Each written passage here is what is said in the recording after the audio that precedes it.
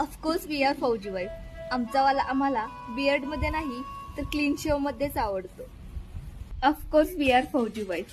आमचावाला आम्हाला टिफिन दे, रुमाल दे, वॉच दे असं नाही तर DMS दे, बेल्ट दे, कॅप दे असं म्हणतो. ऑफकोर्स वी आर फौजी वाईफ. आम्हाला स्वतःच्या घरामध्ये राहण्यापेक्षा क्वार्टर्समध्ये राहण्यातच खरा आनंद मिळतो.